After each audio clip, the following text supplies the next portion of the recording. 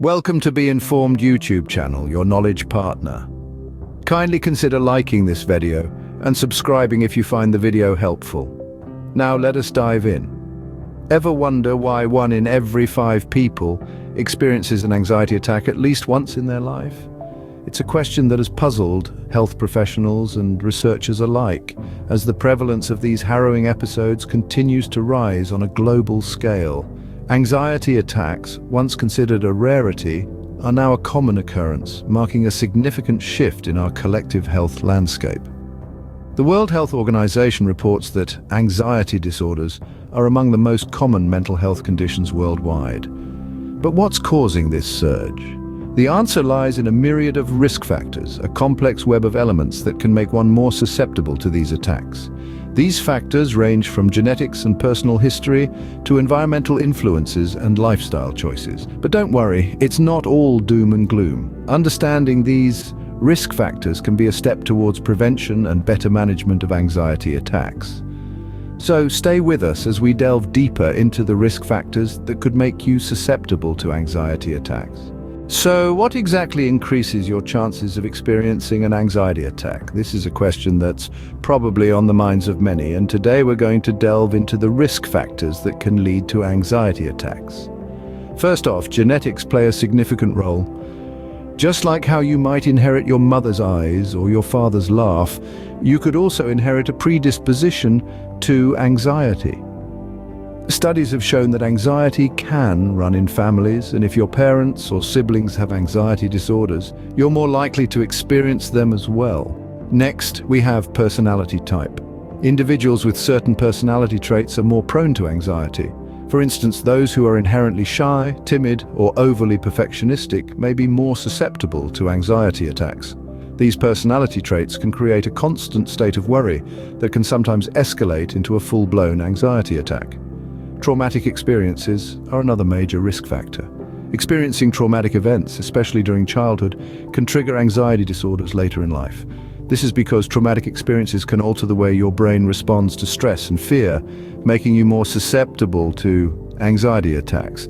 Let's not forget chronic health conditions. People living with chronic health conditions such as heart disease, diabetes, or respiratory disorders often live in a state of constant worry about their health, and this can trigger anxiety attacks.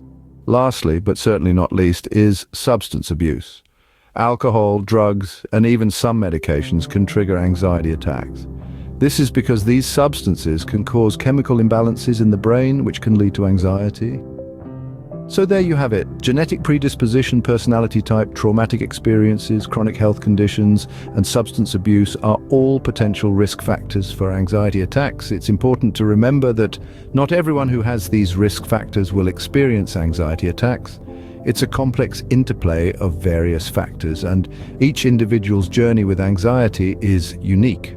Understanding these risk factors is the first step to managing anxiety attacks effectively. And remember, knowledge is power.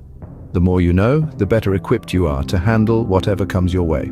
Now that we've unveiled the triggers behind anxiety attacks, let's quickly revisit these risk factors. We've learned that genetics can play a role, with a family history of mental health disorders potentially increasing one's risk. Personal health conditions too, such as heart disease or diabetes, can amplify anxiety.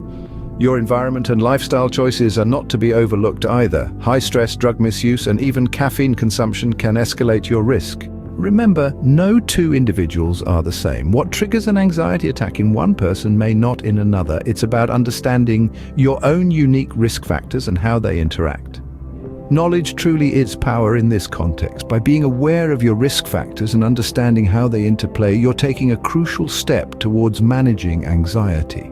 You can't change your genetics, but you can change your environment and lifestyle. Remember, the power to control anxiety lies within you.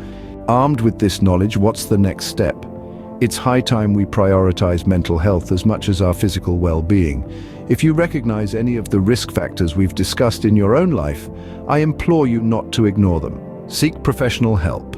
It's not a sign of weakness, but an act of bravery, a testament to your commitment to living a healthier, happier life. We live in a world where resources are more accessible than ever.